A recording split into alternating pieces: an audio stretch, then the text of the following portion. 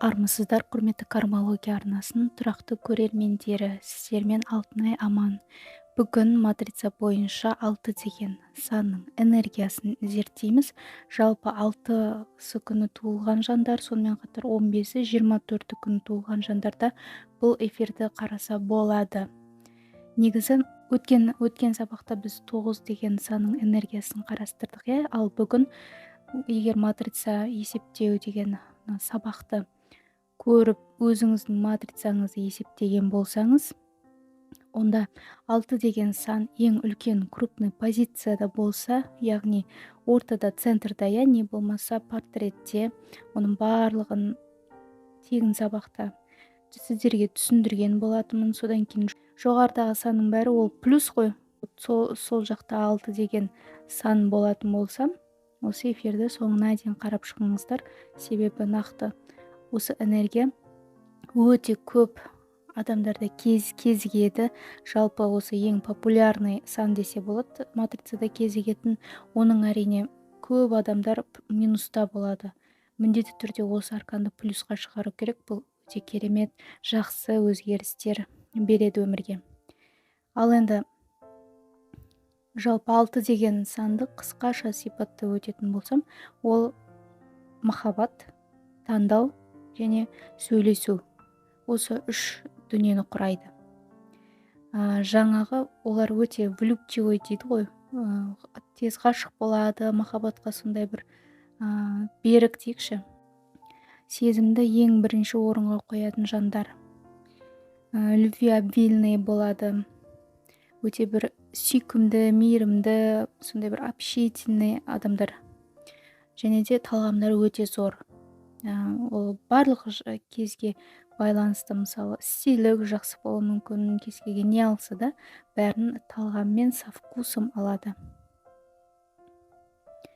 Негізі осы 6 деген сан плюста бар жандарды көбінде бұл кісілер ең бірінші сүйе біліп және сүйікті болу үшін дүниеге келеді. Мынаға назар аударыңыздар. Бірінші сүйе біліп дейді. Ең бірінші сіздер сүйіп үйренуіңіз керек. Жалпы толықтай барлығына біз қазір ашып осы энергияның қырымен, кез келген тұсымен қарап көреміз.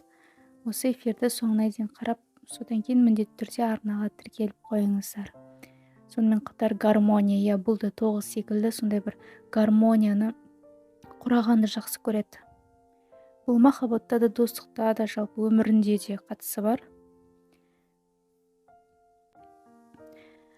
Матрицасында және де предназначениесында бар жандар бұл өмірді бір әдемі етуге, сүйікті етуге келеді. Әрине содан кейін қарым-қатынас жасап адамдармен сөйлесу үшін келеді. Негізі бұл энергия минуста болса, ол өте кері әрі өте бір жаман әсерін береді. Себебі бұлар көбінде шешім қабылдай алмайды. Өте ұзақ шешім қабылдап тұрып қалуы мүмкін. Өте ұзақ енді. Ол тіпті жылдардан асуы мүмкін. Бұл минуста екеніңізді білдіреді. Егер сіз сондай болсаңыз, онда бұны міндетті түрде тез арада плюсқа шығару керек. Шешім демекші, сіздер жүрекпен шешім қабылдай алмайсыздар. Яғни жүрегіңіздің қалауы бөлек, ал сіз барасыз басқа дүниені таңдауыңыз мүмкін. Ол да өте үлкен минус. Содан кейін өзін бір сүйікті емес ретінде сезіну. Яғни мені бәрі жек көріп тұр, мынау маған былай қарады, ол мен оған ұнамай қалдым деген секілді сондай бір сөздер, ойлар, осындай сезімге алып келеді. Содан кейін әрине басқа адамдармен белгілі бір выгоданы көздеп, өзіңіздің бір пайдаңызды көздеп сөйлесеңіз, ол да сіздің минуста екеніңізді білдіреді. Сіздің негізі ол адамды алдауыңыз мүмкін, бірақ сіз өзіңізді алдай алмайсыз ғой, сіз өзіңіздің минуста екеніңізді біліп тұрсаңыз, мысалы. Міне, егер біліп тұрсаңыз, шын мәнінде минуста осы белгілер болса, бұл ито бергі жағы біртіндеп барлығын айтамыз. Осындай минуста болса, міндетті түрде плюсқа шығару керек сіздер. Жалпы негізі өзіңіз ұнайтын адаммен сөйлесе алмайсыз ғой. Бір сөзбен айтқанда. Тормоз дейді ма? Сондай болуы да мүмкін. Әрине қалжың. Негізі бұл 6 энергиясы бар жандар ең алдымен өзін жақсы көру керек. Одан кейін өзгеге сол махаббатпен бөлісу керек. Түсіндіңіздер ме? Негізі өзін жақсы көретін адам дегенді қалай елестетесіздер? Әлгі айнаның алдына шықпай, шашын тарап, бүкілі ақшасын өзіне жарататын адамды өзін жақсы көретін адам дегенге саналмайды. Жалпы эгоист пен өзін жақсы көретін адамдар бір-бірін ажыратамайсыздар. Бұл екеуін міндетті түрде ажыратып үйренулеріңіз керек. Себебі екеуі екі түрлі нәрсе. Шын мәнінде жақсы көретін адам ол өзінің деңгейіндегі адамдармен сөйлеседі деп ойлаймын. Өзін сыйлайтын, әлгі тым арзан адамдармен сөйлесіп, олар энергиясында, жалпы уақыт деген ең қымбат дүние ғой. Оны да бөлмейді, бермейді. Міне нағыз сондай адам өте өмірін өзгерте алатын, дұрыс таңдау жасай алады. Ал егер минуста болса, онда мысалы сіз минуста болсаңыз, онда сіз үнемі жан-жағыңыздағы адамдардың жынына тиіп жүресіз. Внимание сұрайсыз да олардан. Әрине, внимание берші деп айтпайсыз. Қастарынан кетпесе жүр. Главное, олар сізге қараса, внимание берсе ғана сіз содан рахат аласыз. Себебі сіз өзіңіз жақсы көрмейсіз. 6 деген аркан жалпы бұл өте ренжігіш аркан. Сондай бір нәрсе болса ренжіп қалатын, өкпелеп, сондай көңілі қалып қалатын аркан. Сонымен қатар көп адамдарды мысалы көріп тұрсыз да, оның ақылда деңгейі де сізге жетпейтін, бірақ сонда да сіз оны идеализировать етесіз. Жоқ, ол ондай емес, жоқ, ол мынандай деп. Болмаса ол белгілі бір жағдайларда болуы мүмкін. Мысалы, ол жағдай бұлай болмайды, негізі осындай болады деп. Ондай қатты идеализация жасауыңыз, ол да минус белгілеріңізді білдіреді. Өзіңіз қандайсыз, солай қабылдап, солай көрсетуіңіз керек. Сонымен қатар қасыңыздағы адам қандай, солай қабылдап, солай жақсы көруіңіз керек. Ал сіз барлығын керісінше жасайсыз, егер минуста болсаңыз. Осы арканды жалпы, осы санды толықтай қыр-сырын тани білсеңіз, өзіңіз-ақ плюсқа шығаруға ұмтылатын боласыз. Негізі көп адамдар белгілі бір дүниені идеализировать еткен жақсы көреді ғой. Ой, андай деп. Главное, әйтеуір трезво қарамау. Себебі көп адамға қалай бар солай қарау өте қиын секілді көрінеді. Ол кісілердің кішкене болса да психологиясы дұрыс емес деген сөз. Идеализация дегенің синонимі менің ойымша ол иллюзия деген мағына.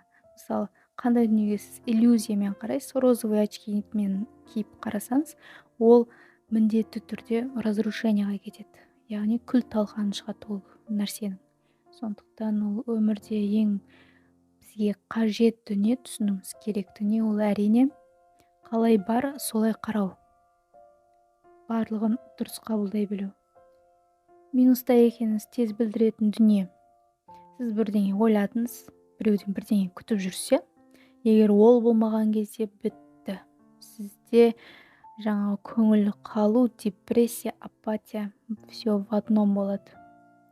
Мен сені бұндай деп ойламап едім деген секілді претензиялар кетеді. Жалпы егер ақыл есі дұрыс адам ешкімнен ештеңе күтпейді, менің ойымша. Себебі сіз тек қана өзіңізге сенуіңіз керек. Неге сіз біреуден бірдеңе күтесіз, дұрыс па? Болмаса конкретно сол адамға айтуыңыз керек. Мен сенен осындай нәрсе қалаймын. Жаңағы екеуміз бір-бірімізді сүйіп, мысалы отау құрайық деген секілді дүниелерді ашық айту керек та. Оны былай үндемей, күтіп, былай жүре берсеңіз, әрине ол ондай болмай шығуы да мүмкін ғой. Сондықтан менің ойымша осы 6 арканның жақсылыққа жол табуға көмектесетіні ол ойын ашық жеткізу. Ойын ашық жеткізіп тұрғанда жалпы қасындағы адам айтады, ой жоқ, ренжіме, сен маған ұнамайсың дегендей, болмаса мен сенімен дос болғым келмейді, сен осындайсың деген секілді айтады ғой. Сол кезде міне ожидание болмайды. Иә, сонымен ұзын сөздің қысқасы, ештеңе күтпейміз ешкімнен. Жалпы негізі менің сіздерге бір айтатыным, ең басында әрине осы мына нәрсені айтқым келіп тұр, шегелеп. Нақты сіз ренжіп көңіліңіз прям бәрінен қалып тұрған кезде көп ойланудың қажеті жоқ. Ол сіздің өміріңізді құртып жіберуі мүмкін. Сен менің көңілімді қалдырып едің, менің өмірім бақытсыз болып кетті, анау мынау деген ойлар баста былай айналып тұратын болса, ол жақсылыққа алып келмейді ағайын. Себебі онымен адам тек қана нені құртады? Әрине, өзінің алтын уақытын құртады, одан кейін ешқашан қайтып орнына келмейтін энергиясын, күшін құртады, қуаты кетеді. Көңіл күйді құрту былай тұрсын, иә, шын мәнінде біз көзге көрінбейтін нәрселерді бағаламаймыз ғой. Міне сол өте өкінішті. Содан кейін осы алтыншы арканды зерттей келе мен бір дүниені түсіндім, ол көп адамда бар екен. Махаббат сату деген, яғни торговля любовью дейді. Яғни қазір түсіндіремін, сіз өзіңіздің махаббатыңызды біреуге беру үшін оған ультиматум қоясыз. Міне осылайша сіз өзіңіздің махаббатыңызды сатасыз. Қазір екінің бірі осылай жасайды. Екінің бірі. Қазіргі заманның адамдары көбісін, барлығы деп айтпай қойын, бірақ дегенмен өте көп жағдайда Алланың разылығы үшін бір-бірін сүйе алмайды. Бұл енді шындық. Ол маған көңіл бөлмесе, мен де оған көңіл бөлмеймін. Ол маған махаббатын бермесе, мен де оған махаббатымды бермеймін. Көрдіңіздер ме? Сонда махаббат деген ол сіз управлять ететін нәрсе емес қой, ол жүрегіңізге келеді, сіз сол адамды сүйесіз, болды. Одан басқа сіз ультиматум, тағы да басқа бір нәрсе қойсаңыз, демек ол сіз психология бойынша өте дұрыс емес жасайсыз. Сіздің психологияңыз дұрыс емес деген сөз. Сүйдіңіз бе? Сүйдіңіз, иә. Онда тұрған менің ойымша ештеңе жоқ. Мысалы, сізді бір өте рухани бір жан сүйіп қалса, егер сіз осылай өзіңіздің сен көңіл бөлсең маған бүйтем деп отырсаңыз, ол адам тұрады да кетші деп кетіп қалады, болды. Көңіл бөлмейді мүлдем. Яғни сіздің ойыныңызда ол ойнамайды. Себебі оған сіздің осындай бір өте бір ақымақ условияңызда, дәл осындай махаббатыңыз оған керек жоқ. Себебі өзінің махаббаты бар, өзінде. Себебі ол өзін сүйеді. Ал сіз өзгелерден күтесіз. Айырмашылығын көрдіңіздер ме? Сіз өзіңізді сүймек түгілі өзгелерді де сүймейсіз. Жалпы өзін сүйе алмайтын адам өзгелерді сүйе алмайды. Жүреді ойнап әркіммен. Егер бір адам біреуді жақсы көрсе, ол оған сол махаббатын жай безвозмездно бергісі келіп тұрады. Ештеңе взамен требовать етпейді. Ештеңе сұрамайды. Міне осы нағыз Алланың разылығы үшін махаббат деп саналады. Яғни нағыз осы есі дұрыс махаббат болып саналынады. Яғни бұл адам біреуден махаббат алуды көздемейді, махаббат беруді көздейді. Ал махаббат бере алатын адам кім? Әрине, ол махаббаты өзіне жеткілікті жандарды айтады. Міне осыны айта келе, егер сіз тек қана алуды ғана білсеңіз, онда сіздің беретін түгіңіз жоқ деген сөз. Яғни сіздің жүрегіңізде махаббат мүлдем жоқ, жылулық жоқ, мейірім жоқ, бөлісетін сіздің тасыңызда жоқ. Ал былай әрине жаңағы ойын үшін страсть, притяжение, бауыр басу деген секілдер болуы мүмкін, бірақ махаббат емес. Махаббат ол бәрінен жоғары, ол ұлы сезім. Сонымен қатар, егер 6 минуста болса, онда сіздер сол жүрегіңіздегі махаббатты заглушать етіп тастауға тырысатын боласыздар. Ал неге? Қазір түсіндіремін. Себебі бағанағы тема ғой, яғни ол маған махаббатын бермеді, онда мен не үшін оны сүюім керек? Көрдіңіздер ме? Претензия. Сонымен қатар сіздің белгілі бір ренішіңіз, өкпеңіз қасыңыздағы адекватный адамға ешқандай әсер етпейді. Реніш, өкпе деген ол өмірді өте қатты құртатын, сондай өте кері тартпа энергиялар. Оларда міндетті түрде алшақ жүру керек, алып тастау керек. Болмаса жай ғана ұмыта салу керек. Себебі оны жүрегіңізде сақтау, ол деген үлкен ауыртпашылық болып саналынады. Мен сіздерге бір қызық сұрақ қойғым келіп тұр. Сіздер қалай өзінің кінәсін түсінбейтін адамға ренжисіздер? Осы сұраққа жауап беріңіздерші. Мысалы, егер сізді ренжіткен адам өзінің кінәсін түсінбесе, сіз бірақ оған 40 жыл бойы ренжіп жүрсеңіз, ол сол күйі сізден келіп кешірім сұрамайды, мысалы. Ол деген менің ойымша ақымақтық, өздеріңіз ойлаңыздар енді. Ал шын мәнінде ешқандай адам сіздің алдыңызда кінәлі емес. Сіздің ожиданияңызды оправдать етпегеніне, сіздің күткен нәрсеңіз бермегеніңізге ол адам дымда сіздің алдыңызда ешқандай да критериймен кінәлі емес. Сондықтан айтылады, ешкімнен жалпы басқа да кісілерге ешкімнен ештеңе күтудің қажеті жоқ. Өзіңізден күтуіңіз керек көп дүниені.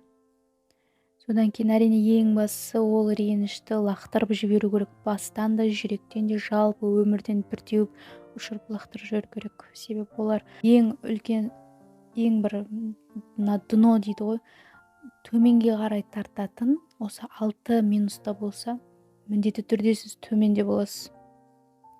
Күніге ойлап, ой, мен осы адам ренжітті, мен не деген сондай бақытсыз едім. Сөйтіп жүріп мен осында оңбағанды кешіруім керек па? Ол менің бүкіл өмірімді құртты ғой. Деген секілді ойда жүрсеңіздер, сіздер енді прям минусында жүрсіз деген сөз. Сіздерге міндетті түрде психологқа бару керек. Жалпы негізі осы обиданы дұрыс кешіре білу керек жайлы мен инстаграмда посттарымда бар, осында да эфир түсірмекшімін. Соны жіберіп алмас үшін міндетті түрде менің арнама тіркеліп қойыңыздар. Негізі ең простой способы сол ғой, бастан былай алып тастау керек. Себебі өзіңіздің өміріңіз өзіңіз құртқыңыз келмейтін шығар. Өзіңіз шамалы ойланып көрсеңіздер де, ол өте кері әсер беретін сондай энергиялар. Сонымен қатар негізі бір привычкаға, әдетке айналып кететін бір дүние, ол белгілі бір адамды кінәлау. Мынау осындай кінәлі, менің мынандай болып қалғаным, мынау кінәлі, анау кінәлі. Ең бастысы өзім емес деп ойлайтын адамдарды ең бірінші осы әдетті алып тастауыңыз керек. Яғни ешкімді кінәламайсыз. Болды. Ал енді ең бірінші біз 9-ды есептедік қой, сонымен бүгін 6. Ал егер екеуі де бірге болып қалған жағдайда, жаңағы арканың белгілі бір шеттерінде әлгі үлкен позицияларында болып қалса, онда бұл кісілер қызық сөйлесіп общаться етеді, и бір күні раз жоқ болып кетеді. Радардан кетіп қалады. Себебі 6 ол общение болса, ал 9 деген ол отшельник қой. Сондай қызықтар болады. Оның барлығын негізі біз балансқа түсіреміз. Оны да осынау 22 энергияның барлығын есептеп, әрқайсына жеке-жеке тоқталып өткеннен кейін міндетті түрде балансқа шығу, прокачка дегені бар. Барлық осы энергияларды прокачивать етеміз. Соның барлығын үйренеміз.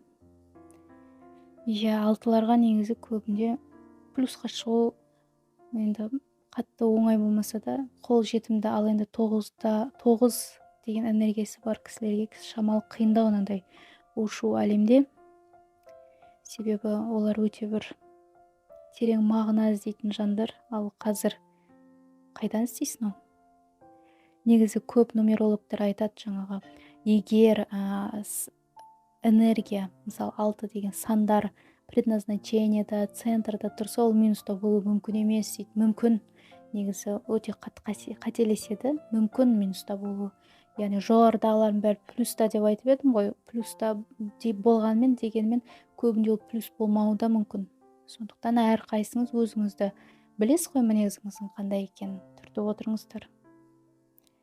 Негізі крупный аркан деген жаңағы не бар термин, осы матрицаға қатысты. Крупный деген әрине үлкен позиция деп айттым ғой, центрдағы. Осы мысалы 6 егер сіздің центріңізде тұрса, онда бұл сіздің барлық сфераңызға әсер етеді. Осы маңызды. Егер центрда тұрса, міндетті түрде плюсқа шығаруыңыз керек. Оны қазір алда айтамыз. Яғни егер 6 центрда тұрса, онда сіздің махаббатыңыздың көптігі, я болмаса көп махаббат сұрауыңызды білдіреді. сіз айналаңыздағы адамдарды жақсы көруіңіз мүмкін, не болмаса қаншалықты жақсы көресіз, соншалықты сіз взамен сұрауыңыз мүмкін. Екеуі екі түрлі, бұны да ажырата білу керек. Және плюсқа шығу үшін әрине не істейміз? Алдымен өзімізді сүйеміз, одан кейін ішімізде махаббат қалыптасады ғой. Сол махаббатпен елдермен бөлісеміз. Сұрау, алу деген болмайды негізі. Егер плюсқа шыққыларыңыз келсе, қазір осыны шамалы уақыттан кейін керемет мысалдармен сіздерге дұрыстап түсіндіретін боламын. Арнадан алыстамаңыздар. Сонымен қатар түсініңіздер ғой, егер махаббат сіздерде достаточно болса, онда сізге деген көңіл болады, ақшаңыз да болады, жалпы клиенттер де көп болады, не керек барлығы болады. Ал егер минуста болсаңыздар, онда забор любви дейді ғой, махаббат сізге тотально жетіспейтін болады. Не то что махаббат, жоғарыдағы айтып өткен дүниелердің барлығы сізге жетіспейтін болады. Яғни ештеңе қолыңыздан келмейді, ештеңе өз орнын таба алмайды. Сонымен қатар минустағылар минимальность, одан кейін изменалар, комплекстар, сонымен қатар бір удобный мебель секілді өзіңіз сезінесіз. Адам емес, удобный мебель деп ойлайсыз өзіңізді. Сондай болуға тырысасыз жалпы. Қателесуден қорқасыз. Өзге адамдардың, айналадағы адамдардың ойына өте зависимый болып қаласыз. Ол мынау не дейді екен, анау не дейді екен деп солай өмір сүресіз. Өзіңіздің түріңізге деген комплекс болады. Ақшамен проблема, өзіңіздің реализацияңызбен проблема. Содан кейін әрине эмоция, жалпы кайфушаның артынан жүгірумен өтесіз. Бұның барлығы минус белгілер, және бұл ғана емес. Нақты осы энергияны қалай прокачать етеміз? Минуста болып тұрса, қалай плюсқа шығарамыз? Бұл деген өте жиі, өте көп адамдардан жиі қойылатын сұрақ. Сондықтан бұған жауап беру үшін бір-екі ауыз сөз өте аз болады. Негізі сіздердің топливаларыңыз ол махаббат. Мысалды, сіз махаббатсыз бірдеңе істеп көріңізші, оның ешқандай берекесі болмайды. Ол сізге ешқандай, қалай айтсам екен, ішкі қуаныш алып келмейді. Ал вот осы топливаны жинау үшін бағанада айттым, қазір де айтамын, айтудан шаршамаймын, алдымен өзіңізді сүюіңіз керек. Сол арқылы сізде топливо жиналады, яғни махаббат, содан кейін оны өзгелерге де бере аласыз. Өзіңіздің энергияңызды түбі жоқ шелекке құюдың қажет жоқ. Себебі сіз энергияңызды қаншама жыл бойы жинадыңыз, бойыңызда бар, оны сіз алып түбі жоқ шелекке құйсаңыз, ол просто жоқ болып кетеді. Өте бір онша емес мысал келтіргім келіп тұр, оның ішінен түсінсеңіздер молодецсіздер, түсінбесеңіздер не істеймін, мен осындай мысалдар ғана білем. Сонымен мысалы махаббатты оны бір алмалар деп алайықшы. Алмалар просто махаббат. Ал сізде алтыншы аркан деген дәу болып әлгі центрда, я болмаса портретте, болмаса предназначениеде тұр. Ал бұл дегенің сіз махаббатты өте көп өзгелерден сұрайсыз, алғыңыз келеді. Яғни большой запрос дейді ғой, сондай запросыңыз махаббатқа деген енді нереальный. Сонымен сізге махаббатқа тою үшін бір жегенде 3 алма жеп қойыңыз керек деп ойлайықшы. Бірақ сіз өзіңіздің анаңызда туылдыңыз, ол кісіде тек қана жарты алма ғана бар. Содан кейін анаңыз не істейді? Қолында барын береді ғой, өзінің жарты алмасын, жартысын сізге береді. Бірақ сіз тойған жоқсыз сол махаббатқа. Ары қарай әлемге кеттіңіз. Сол жақтан іздедіңіз, сондай ашсыз, елдің бәріне жалып жасауға бардыңыз. Сіздің мамаңызда, әкеңізде осындай бүтін алма болмады, сізге бере алмады бірден 3 алманы деп, сондай бүкіл налыңызды айтуға шығасыз әлемге. Сіз оларға айтасыз, олар мені дұрыс жақсы көре алмады, олар мені дұрыс бағалай алмады, маған өзіме сай внимание бере алмады, олар жаман адамдар деп Енді бұл мысал ғой, көңілдеріңізге алмаңыздар. Иә, сонымен міне сөйтіп жүріп сіз тұрмысқа шығасыз. Я болмаса үйленесіз. Ал ол жігітте 2 ақ алма бар. Ал сіз одан сол 2 алманы алып қоясыз. Сонымен қатар сізде 2,5 алма болды ғой. Бірақ сонда да 3 емес. Сіз недовольныйсыз. 3 болған жоқ қой себебі. То есть күйеуіңіз сізге қолындағы барын берді, бірақ сізге жетпейді. Сондықтан баяғыдай аш болып қаласыз. Сонымен қатар аш болып қаласыз да әрі қарай тағы да әлемге кетесіз.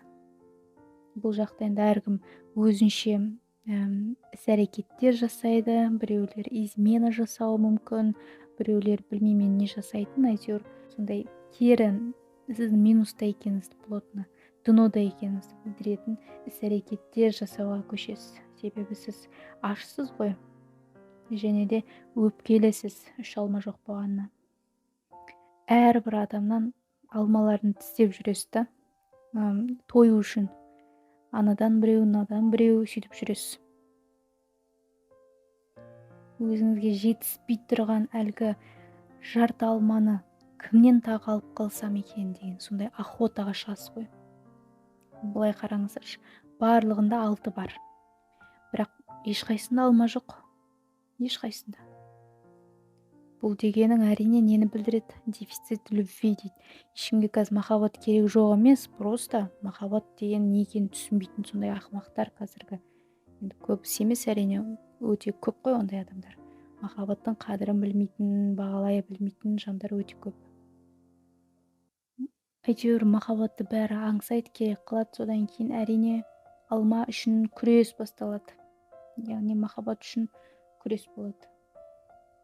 Ол тіпті жетпейді ғой ешкімге, дұрыс қой, күресіп алады ғой. Оны тіпті сатады, болмаса бір-бірінен тартып ұрлап алуға дейін барады.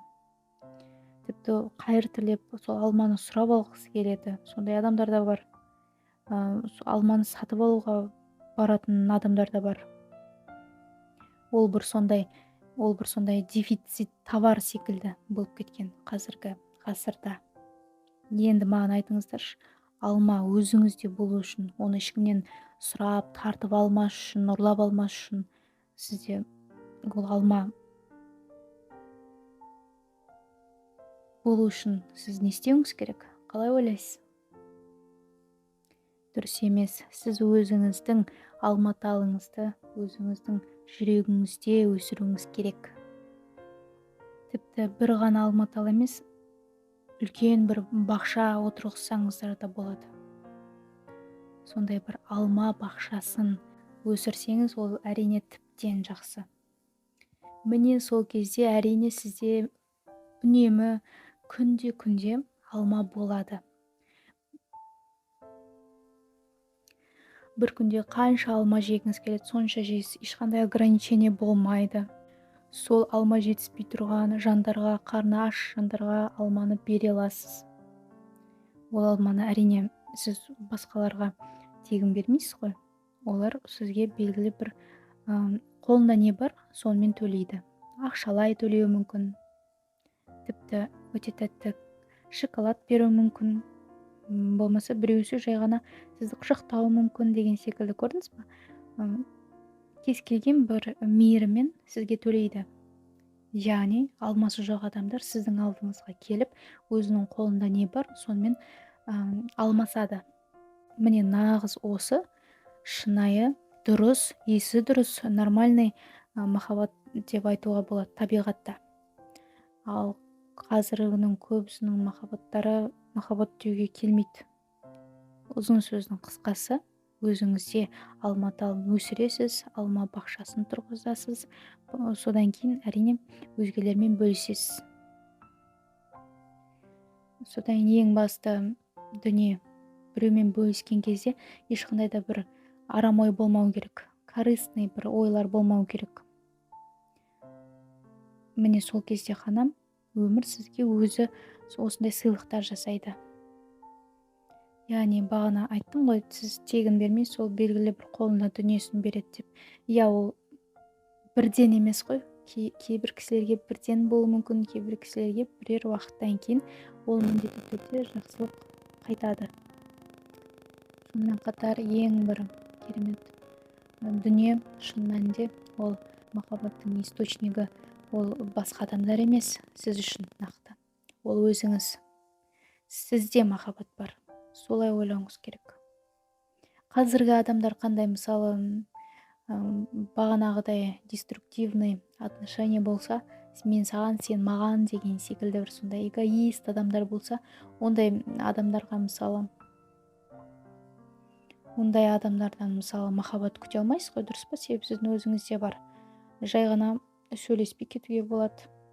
Яғни айтпағым, өзге адамдардан махаббат күтпеңіз. Оларға ренжімеңіз.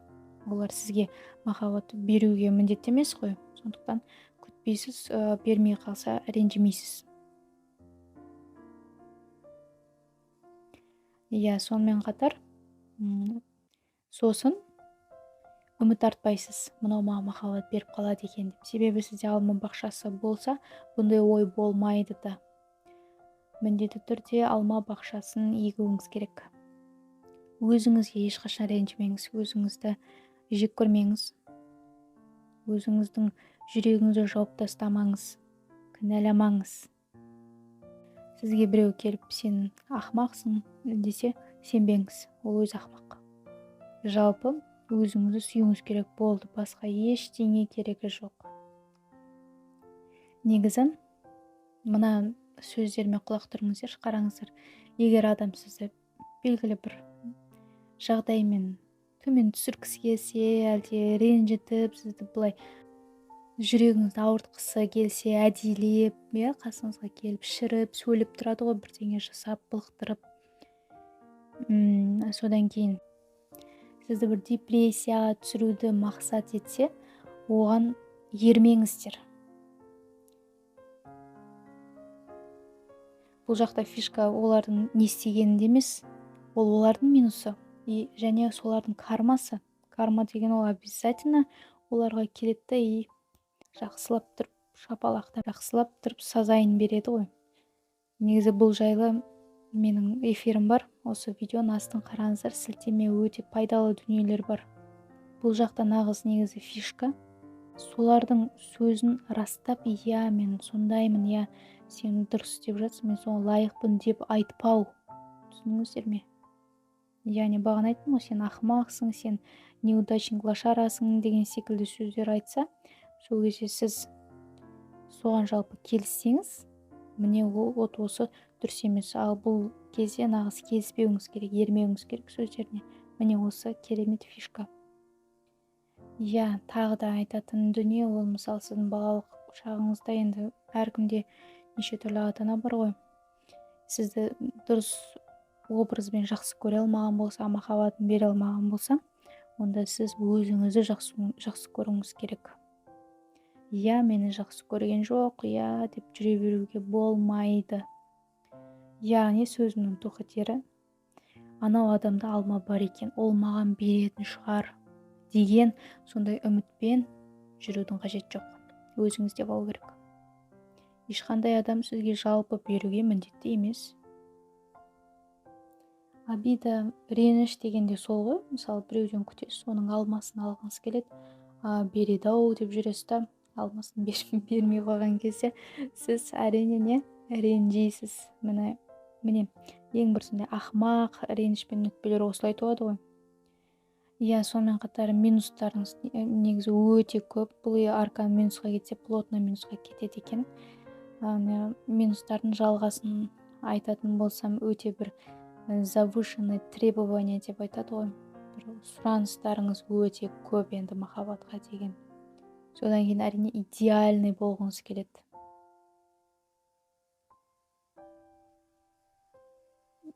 Егер сіз қыз баласы болсаңыз, сонда сіз өзіңіздің өмірлік жарыңызды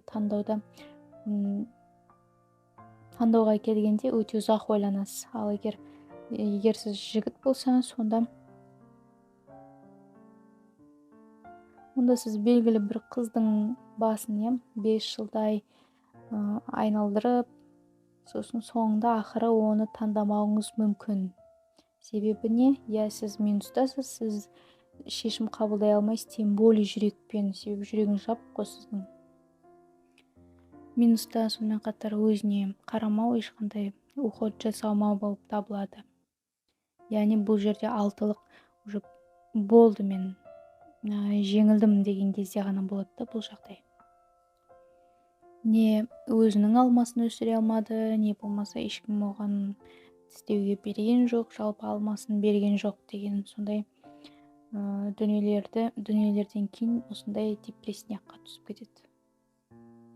Адамның түріне қарап, сырттай тоң пішу, осының бәрі минустағы алтылықтарға жатады. Мысалы, бұны қалай түсіндірсе болады? Мысалы, мен тағы да онша емес мысалмен түсіндіретін болсам, сіз мысалы бір жігітпен сөйлесіп жүрсіз, оның ар жақтағы обойында сондай алма талдың суреті бар, обой жабысып тұр делік. Ал сіз оны шынымен бақша талы шығар деп ойлап қалдыңыз ғой. Содан кейін әрине сөйлесе бастайсыз. Ол сізге алма береді деп ойлайсыз да. Одан кейін оның әшейін жай ғана обой екеніне көзіңіз жетіп, сіз бір көңіліңіз плотно қалып, өте қатты ренішке кетесіз. Ал неге бірден сұрай салмауға? Тікесінен, төтесінен. Мысалы, сенің арғы жаңағы терезеңнің ар жағындағы не ол? Алма талы ма? Әлде обой ма? Деп тікесінен сұрауыңыз керек. Себебі мен ойлаймын, жай ғана соқыр болып, үміт артқанша тікесінен сұрай салған дұрыс. Ал егер сіздің өзіңіздің алма бақшаңыз болса, онда оның артында не жабысып тұр, ол сізге бәрібір. Шынымен қызықтырмайды ол сізді. Себебі сізге шын мәнінде бәрібір, бір жағынан өзіңізбен өзіңізге өте жақсы, себебі өзіңізді жақсы көресіз, ешкімге ұнауға, жалпы негізі удобный болуға тырыспайсыз да. Иә, ең бір қыздардың дүниесі жасайтын өте бір үлкен ошибкасы, ол бір сол адамға сай болуға тырысады ғой. Сонымен қатар өзіне ұнамайтын адамдармен де сөйлесу мүмкін. Өзінде қана жақсы қырынан көрсетуге ұмтылады. Иә, енді мен қысқаша бір тәсіл айтқым келіп тұр. Өзіңіздің алмаңызды қалай өсіресіз? Қалай оны тезірек өсіруге болады аз уақыт ішінде, иә? Бұл өте оңай және өте жақсы көмектеседі. Жай ғана бір ақ парақ алып, соған 99 өзіңізге сондай бір қуаныш сыйлайтын, ұнайтын бір жақсы дүниелерді жазып шығасыз. Ол кез келген дүние болуы мүмкін. Яғни сіздің көңіліңізді көтереді, сізге бір бақыт сыйлайтын кез келген майда шүйде де болуы мүмкін, барлығын жазасыз. Мысалы, мен жазған жақсы көремін. Жазған деп жазып қоямын. Одан кейін сағат 7-де тұру, кофе ішу, душ қабылдау деген секілді майда шүйдеден бастап крупныйға дейін жазсаңыздар болады. Бұл тәсіл өте шынымен керемет бір сондай сезім сыйлайды. Одан кейін сіз түсінесіз, сізге көп дүниелер қуаныш сыйлай алады екен ғой. Соған көзіңізді өзіңіз жеткізесіз. Міндетті түрде осы тәсілді орындаңыздар. Одан кейін өзіңіздің сезіміңізді сол кезде жасаған кездегі эмоцияңызбен бөлісіңіздер пікірде. Күтемін. Жалпы негізі өмірде барлығы оңай. Біз өзіміз ғана барын қиындатып жүргенді жақсы көреміз ғой. Тіке айтпаймыз, жасырып қаламыз деген секілді. Мысалы, сүйіп тұрған адамға да айта алмай, ары-бері ойланып жүреміз. Ол мүмкін невзаимно шығар деген секілді, бәрін өзіміз қиындатамыз. Ал шын мәнінде өмірде бәрі проще. Өзіңіздің өміріңізде болмауы керек дүниені болдырмаңыз. Жалпы, егер қаламай тұрсаңыз, бір адаммен сөйлесуді, онымен сөйлеспеңіз. Сондай бір безответный махаббатты таңдамаңыз. Болды ғой, шын мәнінде өте оңай бәрі. Біз ғой оңайлатылған нәрсені қиындатып жіберге дайынбыз. Содан кейін әрине андай түріңізді прям идеальный қылу үшін көп тырыспаған қажеті, көп тырыспаған дұрыс деп ойлаймын. себебі ол өмірде ең маңыздысы ол емес қой. Сізді жалпы адам етіп көрсететін ол сіздің түріңіз емес. Дело не во внешности. Содан кейін өтініш, қорықпаңыздаршы, белгілі бір қателесіп қалудан қатты қорқасыздар ғой, содан кейін сіздер шешім қабылдамай жүресіздер. Мүмкін мен мен болашақ жарым болады деп жүрмін, мүмкін мен қателесемін деген секілді. Сондай ойлардан арылуыңыз керек. Жалпы кез келген адам қателік жасайды. Ол жасамайтын адам жоқ. Таңдайсыз ба? Онда міндетті түрде жүрекпен таңдаңыздар. Логикамен емес, жаңағы статусымен емес, белгілі бір минутный эмоциямен емес. Мысалы, көресіз, біреу ұнап қалды, вау деп қарайсыз, бірақ ол махаббат емес қой. Махаббат деген ол біртіндеп жетіледі, ол да әлгі алма секілді піседі. Бірінші түйін болып тұрады, одан кейін біртіндеп жасыл қызарады дегендей, солай өседі ғой ол да. Өзіңізді сонымен қатар өзіңіздің қателіктеріңіз үшін жазғырмаңыздар. Ештеңе етпейді, бәрі нормально. Сіздің сонымен қатар топливоңыз ол махаббат дедім, иә? Бұл жалпы анахата деген зона, ол барлық адамда плюста болу керек. Себебі ол белгілі бір магнит секілді жұмыс істейді. Мысалы, не сезінесіз, соны магнит ретінде тартады. Өте жақсы чакра. Ал енді махаббатты ақылмен таңдасаңыз, мысалы, бассейн, яхта, самолет деген секілді, сіз сонда да минуста қалатын боласыз. Жүрекпен таңдамасаңыз, сіз минуста боласыз. Не істесеңіз де минуста боласыз. Сонымен қатар, бағаналы бері аузым көпіріп айтып жатырмын ғой, махаббатты біреуден требовать еткен ол бессмысленный нәрсе. Онымен айналысудың мүлде қажеті жоқ. Оны қалай жетілдіру керек, барлығын айтып жатырмын, иә, барлығын жасаңыздар. Бұл деген жалпы негізі энергияны өте вампир секілді сорып алатын дүниелер ғой. Иә, сонымен айтарым, осы 6 деген энергияны плюсқа шығарыңыздар, позитивке шығарыңыздар. Сол кезде бүкіл адам сізбен сөйлескісі келеді, жай ғана қасыңызда отырып, сізді танығысы келеді, иә? Сондай сіздің телефоныңызды алғысы келеді, сіздерде поклонниктар көбейеді. Сізбен жай ғана общаться етіп, отырғысы келеді. Сіздің қасыңызда тұрғаның өзі бір кайф болады да. Себебі сізден бір махаббаттың нұры шашылып тұрады. Міне нағыз осылай болып тұрған кезде сізге адамдар тартылатын болады. Адамдар ғана емес, сонымен қатар сәттілік те, өмірде сіздің қалаған дүниелеріңіздің барлығы. Түсініңіздер ме? Доброта спасет мир деп тегін айтпайды ғой. Мейірімді болсақ, міндетті түрде біздің қалауымыз барлық орындалады. Арам ой, анау мынау дегеннің бәрі ертеңгі күні өлген кезде былай фук етіп көз алдымыздан өтеді, өзіміздің қателігімізді түсініп, көзі бақырайып кетеді ғой адамдар. Негізі 6-шы аркан ол старший аркан болып саналады карта тарода. Сол арқылы шамалы сипаттама беретін болсақ, бұл аркан влюбленный деп айтылады. Бұл жерде влюбленный ғашықтар, сонымен қатар белгілі бір дұрыс таңдау деп айттық, иә? Таңдау сонымен қатар бір ой, бір жолы бар жандарды да баяндайды. Және де бірігу, бір мәмілеге келу деген секілді дүниелерді баяндайды. Яғни бұл жерде мен таңдаймын, мен шешім қабылдаймын деген мағына көрініп тұр. Енді көбіне жігіттерге байланысты шығар. Егер қыз баласы болсаңыз, сіз өзіңіздің таңдаған жарыңызға, яғни күйеуіңізге, жігітіңізге өте жақсы сенуіңіз керек. Арада бір кіршіксіз сенім болу керек. Яғни мысалы кейбір әйел адамдарды көріп қарның ашады ғой, күйеуінің артынан жүгіріп аңдиды да жүреді, басқа тірлігі жоқ секілді. Сол секілді ондай болмау керек та. Сіз таңдадыңыз, демек сіз жүрекпен таңдадыңыз ғой. Сіздің оған деген махаббатыңыз, сезіміңіз бар ғой. Дегенмен сіз оған толықтай сенім артасыз, жақсы көресіз, себепсіз жақсы көресіз да.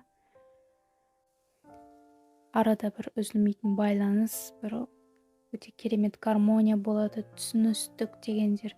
Енді қазір махаббат жайында айтып жатырмын. Достықтың арасында да өте бір сондай берік достық, адалдық болады. Қандай тұста да, қай жерде де, жалпы жұмысыңызға да бұл қатысты болуы мүмкін. Себебі жұмысқа да адалдық керек қой, махаббатыңызға, арманыңызға да адалдық керек, иә. Мысалы сіз бүгін бірдеңені армандап, ертең басқа бірдеңені армандап отырмайсыз ғой. Тіпті ол арманыңызға жеткен күнде де сіз адал болып қаласыз. Мысалы сіз жігіт болдыңыз, жігітсіз делік, сіз белгілі бір қызға ғашық болып қалдыңыз да, ол сіздің арманыңызға айланды. Күндердің бір күнінде сіз оған үйлендіңіз, иә, қолыңыз жетті, яғни арманыңызға. Бірақ ол арманды қайтадан төмен түсіре алмайсыз ғой, себебі ол кезінде арманыңыз болған дүние, арман болған дүние, егер ол орындалған болса, оны ешқашан төмен түсіріп бағаламай кетуге болмайды. Көп адамдар қазір солай жасайды, қол жеткен дүниені бірден бағаламай кетеді. Ал кейбір кісілер өмірінің соңына дейін бағалап өтетін. Тіпті өткенде бір кісінің матрицасын, консультациясын есептедім. Дәл ортасында 6 тұр екен. Ол кісінің жары қайтыс болып кеткен екен, бірақ сонда да әлі де адалдық бар да, сондай таң қалдым. Сондай ол менің арманым болған, қолым жетті деп жүргенде осылай өмірден озып кетті деген кезде әлі жылап айтып отырды. Хотя бұған 4 жыл ма сондай болған. Сонда көрдіңіздер ме жалпы беріктік, адалдықтың қасиетін? Әрине өмірде адам көп, иә. Оның орнын, мысалы, оның әрқайсының орны бар. Бір адам тез орнын баса алмайды. Міне сондай секілді бір адалдықты, кіршіксіз сенімді баяндайды. Егер карта таромен жасасақ, жүрекпен выборды, жүрекпен таңдау ол міндетті түрде, тағы да шегелеп айтып кетейін. Жай ғана просто так, біреу уақыт келді, біреу осыған тұрмысқа шық деп жатыр, енді анам айтып отыр ғой, оның қалай сөзін қабылдамай қалам деген секілді ондай ой болмау керек. Тек жүрекпен, өзіңіздің жүрегіңізбен осындай үлкен шешім қабылдайсыздар. Жалпы нумерология тілінде высшее я деген ұғым бар ғой, өзімізден жоғары өзіміз. Бұл екі ғашық соның жанында тұр ғой. Яғни бұл, мен ойлаймын, жүрекпен негізі таңдаған адам, ол өзінің сол тағдырына кім жазылды, соны таңдайды деген сөз. Көп адам қазір не істейді, өзінің жүрегіне үңілгісі келмейді ғой мүлдем. Жай ғана, главное притяжение бар, мынау идея удобный екен, осы қызға үйлене салайын деген секілді, болмаса қыздар жүреді, осының байлығы дұрыс жетеді деген секілді үйлене салу деген ол жүрекпен таңдауға жатпайды. Сондықтан егер жүректі былай дұрыстап тыңдай білсек, ол бір адамды айтады да, сол адам сіздің тағдырыңызға жазылған адам ғой негізі. Ал біз оны естиміз, жоқ, ол емес деп жауып көміп тастағымыз келеді, себебі ойлаймыз да, не взаимно деп. Ал шын мәнінде взаимно ғой. Содан кейін тарода ер адам мен әйел кісі екеуі киімсіз тұр ғой, соған қарағанда бір-бірін таза кейпінде көру керек та, яғни жан дүниесін толықтай, мысалы, артық ештеңе жоқ та, әлгі маскада, жаңағы жасандылықта, басқа бір дүниелер емес, ең бастысы қасыңыздағы адамды толық қандай болмысы бар, солай көріп тұрмыз, және солай қабылдап біз жақсы көріп тұрмыз. Арада әрине содан кейін өте бір ыстық сезім болады. Ол да бір махаббаттың кішкенен болса да нышаны ғой. Сонымен қатар 6 саны бойынша әлгі белгілі бір кайфушаға артына еріп, қыдыру, анау-мынау деп қатты гоняться етіп кететіндерде тоже минуста деп айттым ғой. Олар өте бір тез минусқа түсіріп жіберетін дүние. Сонымен қатар эмоцияны да көп іздейді. Осы 6-сы крупный адамдар. Негізі эмоция деген ол, оны бір-ақ адамнан ала аласыз негізі, керек дүниеңіздің бәрін, егер әрине жүрекпен таңдасаңыздар. көбінде осы 6 деген центрда бар адамдар әдейілеп па әйтеуір білмеймін, көбінде жүрекпен таңдамайды. Себебі әрине махаббат жетіспейді, эмоция көп алғысы келеді, өзіне внимание көп қаратқысы келе ма, әйтеуір сондай. Ең басы өзінің жүрегін тыңдамау керектік жолды таңдайды да жүреді. Ең ауыры ол ата-анаңызға деген өкпе, оны айтып өтуім керек. Себебі ата-анаңыз өздерінің қолында не бар, соның барлығын сізге бөліп берді. Ол сіз недовольный болып жүрсеңіз, егер ренжіп жүрсеңіз, өте минусқа түсіретін дүние.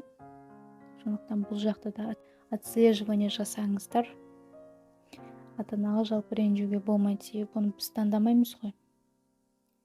Жалпы бастан барлық обиданы дұрыс емес деген, ол кінәлі, мен кінәлі емес. Негізі екеуі ара дүниеде екеуі де кінәлі болады. Сондықтан бұны жай ғана зачем ойлап деймін да сол туралы. Просто басыңыздан алып тастасаңыз болды. Көп кісілердің предназначениясында осы 6 көбірек кездеседі. Сонымен центрында 6-лар бар. Ол енді прям популярный матрицаларында барлығында осы. Адамдар әйтеуір басқалардан күткенге мастерда, ал өздеріне келгенде өздері сен бере аласың ба деген сұрақ қойсаң, қаша жөнеледі. Ал біреуден сұрағанды қақылдап сұрап тұрып алады кәдімгідей. Өзінен сұрасаң қашып кетеді. Бұның барлығы нені білдіреді? Әрине, біріншіден жауапкершілігі жоқ, жауапкершілік алғысы келмейтін сондай адамдар. Содан кейін біреуден требовать етеді да, өзінен ештеңе требовать ете алмайды. Бағанағы методиканы, әдісті жақсылап, әдісті бір отырып жасап тастаңыздар жарайды ма? 99 өзіңізге ұнайтын сондай дүниелерді жасайсыздар. Содан кейін ол сізге жалпы негізі көмектеседі плюсқа шығуға. Ол ең оңай әдіс десек те болады. Содан кейін бағанағы алма тал жайлы ол тыңдадыңыздар. Міндетті түрде жүрегімізге махаббат өсіре білейік. Алма дедік, тағы басқа дедік. Әйтеуір ең басты сіздерге өзімнің ойымды түсіндірім келді. Мен мысалы осылай көрем, өзімді жақсы көру дегенді. Негізі рухани адам ол сүйген адамына ешқандай претензия қоймайды. Яғни ол бұлай да көріну мүмкін ғой. Енді келесі эфирді барлығын по порядку кезекпе кезек аркандарды бастаймын. Яғни бірден бастап өздеріңіздің де ойларыңызды, жалпы болмыстарыңызды, белгілі бір мүмкін мен тастап кеткен пунктиктарды жазып қалдырсаңыздар болады. Сонымен енді қысқаша шолып өтсек, плюстағылар, олар өте өзін сүйетін, өзгелерге де махаббатын аямайтын, гармоничный отношение құратын, өмірінде де жалпы махаббатқа келгенде де өте общительный, ашық жандар. Ал егер минус айтатын болсақ, олар сол обидамен ғана өмір сүретін, барлығына обиженный, прям ата-анасынан бастап өзіне дейін обидасы бар сондай жандар. Өзінде ұнатпайды, өзгелерді ұнатпайды, жалпы өмірінде ұнатпайды, оған ештеңке ұнамайды. Сондай бір ранимый, өте бір ызақор, ызалы, разочарованный дейді ғой, сондай адам. Себебі ол барлық адамдарды жақсы деп ойлады да, себебі ол барлық адамдардан белгілі бірдеңе күтті. Ол оған бермеді, сосын кейін жүрегін жауып тастады, болды. Әйтеуір елдері бірнәрсеге теп қалмасын деп өтірік күліп, өтірік әйтеуір өмірін сүреді. Себебі оның несі бар ғой, зависимость от окружения. Осылай өзін алдап, жүрегімен жаңағы жүрегімен таңдау жасай алмайтын сондай адам болып өтеді. Ал енді егер өзіңізді шын мәнінде жақсы көргіңіз келсе, осы бір қандай да белгілі бір 5 минут ішінде оған қол жеткізуге шамалы болса да ықпалын тигізетін мынау эфирді қарап кетсеңіздер болады. Кез келген адамның ойлаймын бойында белгілі бір өзіне тән әдемі өнері бар, өзіне тән әдемі мінезі бар, тым болмаса жетістігім жоқ дегенде де бір-екі тым болмаса санаулы болса да жетістіктері бар. Сондықтан қандай да бір жетістік болса да өзіңіз үшін мақтана білсеңіз, өзіңізді шын мәнінде жақсы көріп кете аласыз. Ол бір ең оңай жолы десек болады. Айналадағы адамдар ол жалпы дей береді ғой. Әйтеуір біреуге минустарын айтып қалып, осының бір жақтығына жынына тиіп қалсам екен деп бір ақысы бар құсап, тіпті танымайтын адамдарға да астына бір өзінің ішіндегі бір қараңғылықты көрсететін комментарий жазып, содан бір рахаттанып отырады ғой. Себебі бұл өмірде психикасы бұзылған, құртылған адамдар өте көп. Лишь бы внимание алу керек та оған. Вот соған ашуланатын адамдардан внимание алады да, қандай внимание болса да уже алса соны рахат алатын, ол уже алтының ең бір төмендегі минустағысы. Сіздер енді ондай жағдайға түскен жоқсыздар деп ойлаймын. Біреудің көңіл бөлгені негізі аса қатты маңызды емес, алдымен өзіңізге көңіл бөлуіңіз керек. Яғни айтайын дегенім мүмкін былай, бірінші өзіңізге көңіл бөлсеңіз, өзгелер де сізге көңіл бөледі. Сол секілді өзіңіз жақсы көрсеңіз, өзгелерден де махаббат көресіз.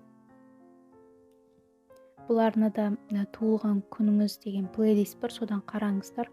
6-сы күні, тағы да 15-і 24-і күн туылған жандар жайлы бөлек-бөлек есептелген, я болмаса алтылықтар деген Сюцайдың зерттеуі бойынша баяндаған эфирлер өте көп. Соларды қарап шығыңыздар, әрбірін өзіңізді тану үшін осы видеоны қарап отырсыз ғой. Сондықтан толықтай тану үшін негізі матрицаны есептеп үйреніп алыңыздар. Мен тегін сабақ жүктегенмін. Соны қарап шығыңыздар. Бүге-шүгесіне дейін түбегейлі барлығы көрсетілген. Онда түсінбеген сұрақтарыңызды міндетті түрде пікірге жазып сұрасаңыздар болады. Әрбір программаны дұрыстап зерттейміз, сондықтан сондай пайдалы дүниелерді жіберіп алмас үшін арнаға тіркеліп қойыңыздар. Сондықтан сіздерге сәттілік тілеймін.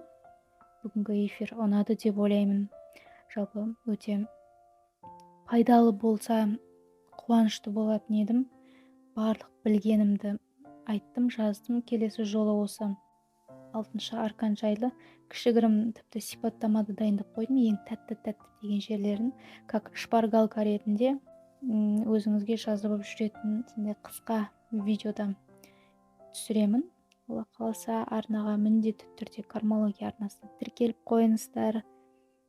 Және өзіңіз жайлы да, мысалы 6-сы күні туылсаңыз, болмаса 15-і 24-і күн туылып жатсаңыз, я болмаса 6-шы айда туылған болсаңыз, осы эфир сіздерге міндетті түрде бір пайдасын алып келеді деп ойлаймын.